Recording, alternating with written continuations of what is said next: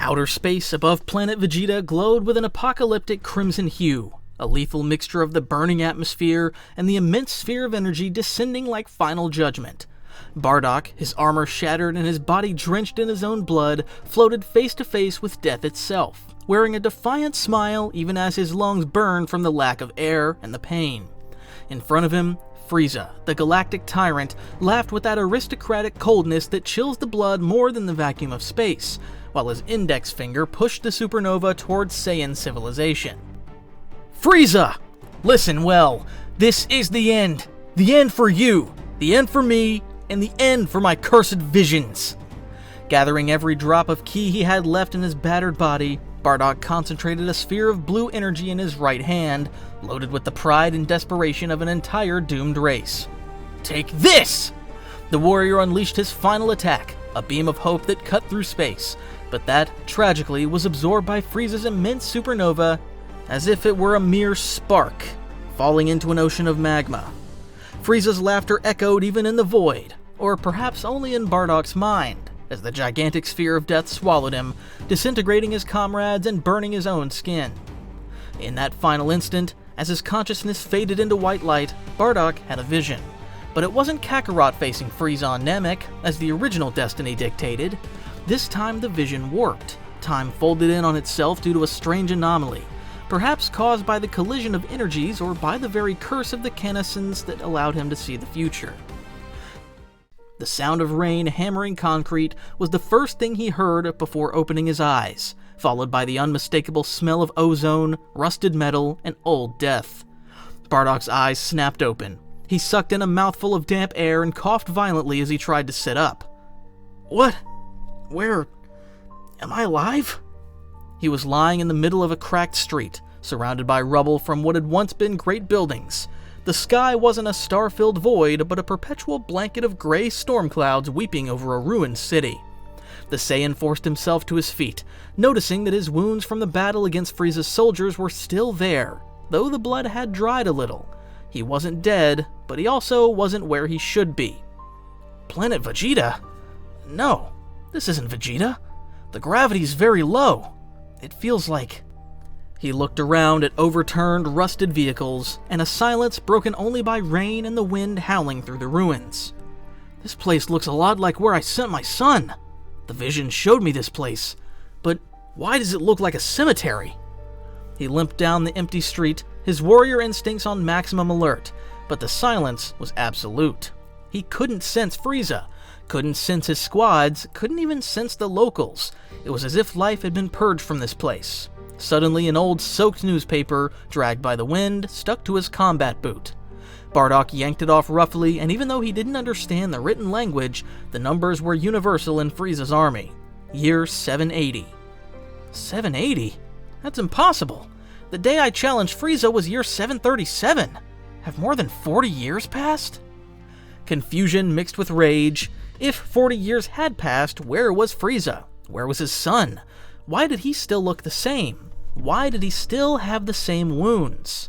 Before he could process more, a distant explosion shook the ground beneath his feet, making the shattered window glass nearby vibrate. It wasn't thunder, it was the unmistakable sound of a key detonation, something Bardock knew better than his own name. What the hell is going on? I have to go see. Without hesitation, and despite the pain in his ribs, Bardock ignited his white aura and lifted off, flying low along the destroyed buildings toward the source of the blast. As he flew, the scale of the devastation became obvious. Craters the size of stadiums, entire cities reduced to dust, and a sense of hopelessness that soaked the air. He landed at the edge of a ruined plaza, instinctively suppressing his ki the way he'd learned during his years of conquest to ambush his prey. In the middle of the plaza, through smoke and rain, there was a solitary figure. It was a young man, wearing an orange fighting gi that was dirty and torn, with a heavy-sleeved blue undershirt beneath it. But what made Bardock's heart stop for a second wasn't the clothing, it was the warrior's face. He had black, messy hair, dark eyes, and a deep scar cutting across his left cheek, giving him a fierce look hardened by years of constant war. Kakarot? No, but he looks like him.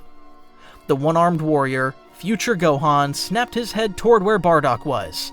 hidden, his senses sharpened by years of hunting and being hunted by the androids. "Come out! I know you're there!" Bardock, realizing stealth was useless against this warrior, stepped out from behind the rubble and walked into the open, crossing his arms with a trademark Saiyan arrogance. "You've got good senses for a cripple." Gohan narrowed his eyes, rain running down his scarred face as he studied the stranger.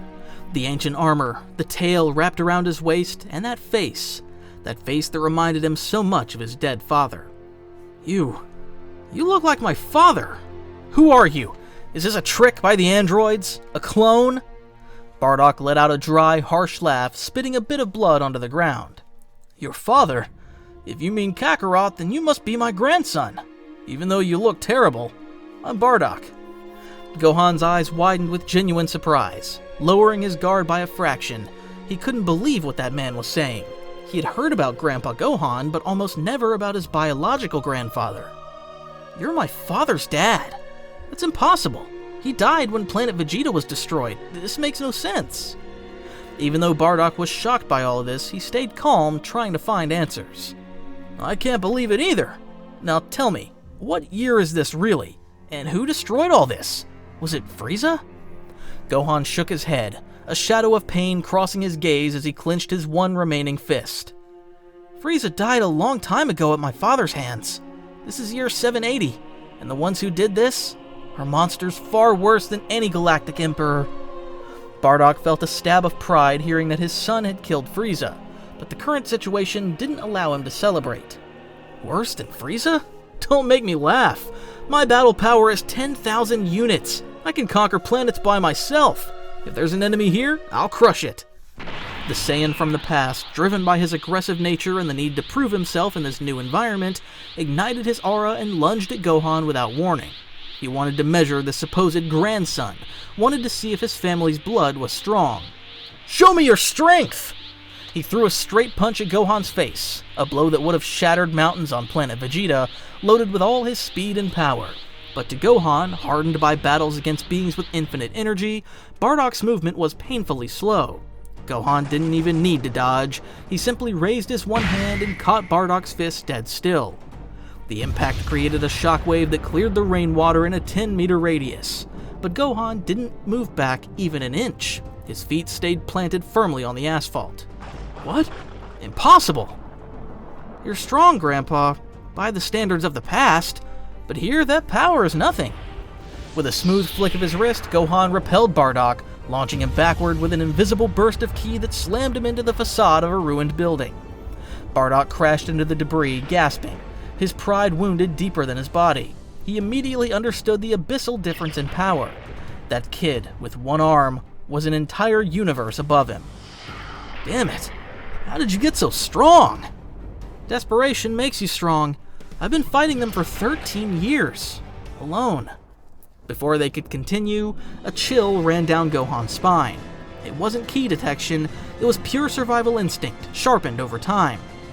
"Shut up and hide your energy, now!" "What? Why?" "Because they're already here." From the cloudy sky, two figures descended, landing with unnatural softness on an exposed steel beam a few meters up, watching the two Saiyans with a mix of curiosity and boredom. They were androids 17 and 18. "Well, well, look at what we have here." Gohan found a friend. "He looks a lot like that guy named Goku, doesn't he? But he looks much older and dirtier. How disgusting." Bardock looked at the newcomers. His Saiyan instincts couldn't sense any danger. "These are the monsters?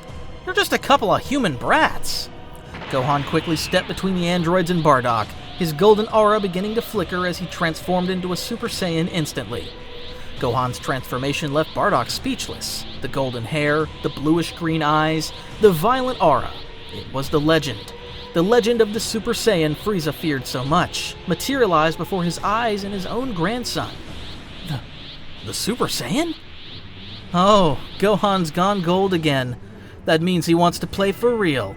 Can I kill him this time, 18? "Do whatever you want, but leave the old man to me. I want to see if he breaks as easily as he looks." Without warning, 17 vanished. It wasn't normal speed, it was an instant displacement Bardock's eyes couldn't register. In a fraction of a second, 17 appeared in front of Gohan, throwing a kick that Gohan blocked with his only arm, creating a sonic boom that shattered every remaining window on the block. "Run, Bardock! Get out of here!" But Bardock wasn't someone who ran. Seeing 18 floating there with that arrogant smile, his Saiyan instinct took over his logic. "Nobody gives me orders! Die, girl!"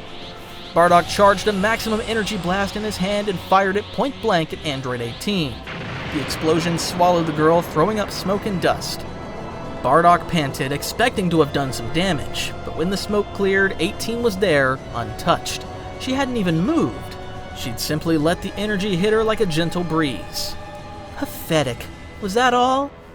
Bardock stepped back, real terror seeping into his mind for the first time since facing Frieza. The difference wasn't power, it was dimension. My turn. 18 moved.